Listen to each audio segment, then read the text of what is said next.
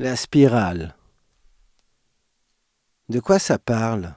Demande le curieux.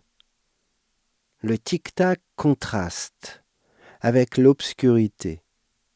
Le curieux se souvient du visage du costumé qu'il a aperçu, avant qu'il ne s'asseye et que la lumière s'éteigne. Il a d'abord entendu sa respiration.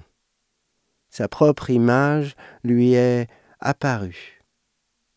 Il nageait en pleine mer.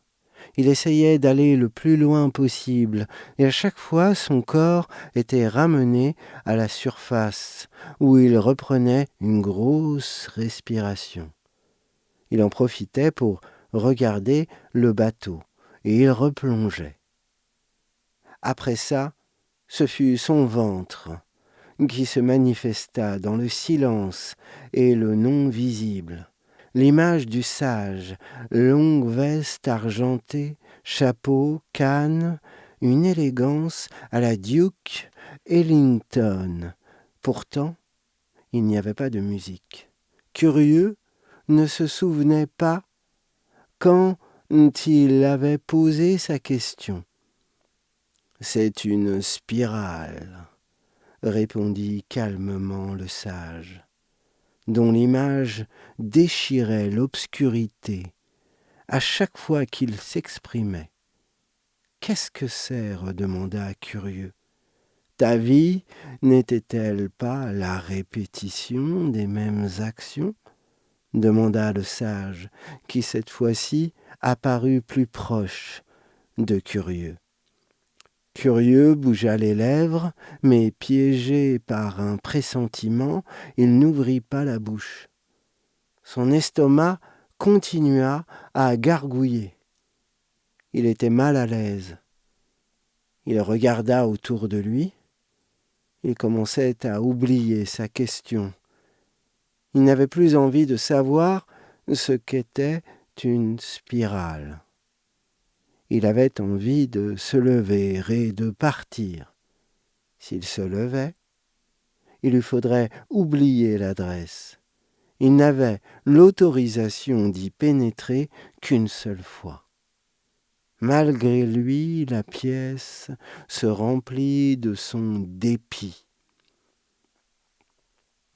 Il tapa des pieds, respira fort, et de plus en plus vite.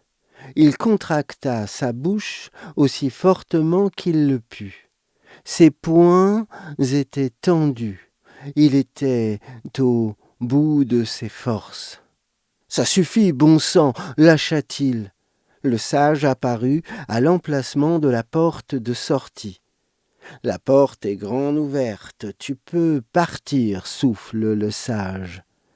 « Mais je ne pourrai jamais revenir, c'est ça ? » « Oui, c'est bien ça, » sourit le sage, qui se trouvait à nouveau à l'emplacement du départ. « Mais pourquoi ?» Là, curieux, s'assit. Il croisa les bras, il se mit la main sur le visage, il fit une grimace, il ramena ses pieds vers lui, respira sur sa main, se massa le ventre, il entendit des bruits bizarres, il se boucha les oreilles. Les bruits continuèrent, il commença à se gratter la peau, les cheveux, puis il reprit sa respiration. Il avait l'impression que son corps bougeait très légèrement, de manière quasi imperceptible. Il trouva une manière pour s'asseoir. Il ouvrit la bouche. Le sage apparut en face de lui et disparut à chaque fois qu'il ouvrait la bouche, mais il avait l'impression que l'homme murmurait des choses qu'il ne pouvait entendre. Il se vit s'approcher du sage et tenter de toucher son visage. Une seconde plus tard, il était assis à sa place, au milieu de la pièce, où il respirait, inspirait, respirait, se couchait, se mettait en position de fœtus, se relevait jusqu'à ce qu'il s'endorme vraiment. Il était assis dans une immense pièce blanche. Il y avait une cruche transparente qui contenait de l'eau.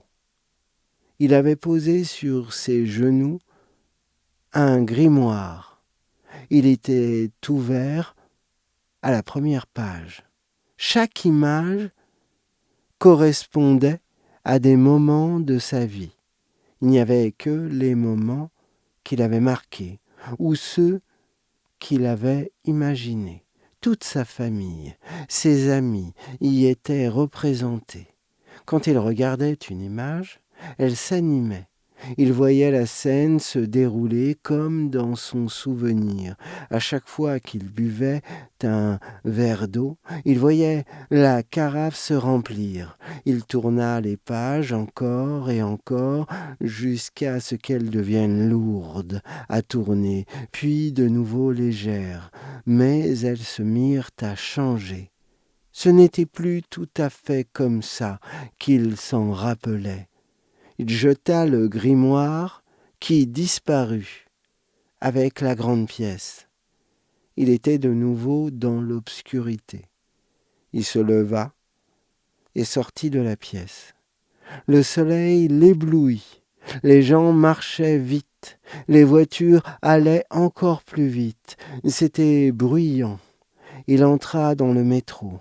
Il regardait les gens sans lever la tête. Le mouvement de leur corps, leur visage. Il mit ses mains sur ses genoux. Il bougeait toujours de manière imperceptible. Sa respiration était profonde. Elle parcourait son corps. Il continua à marcher dans la rue, comme porté par ses jambes qui suivaient un rythme qui ondulait légèrement, comme celui d'une spirale.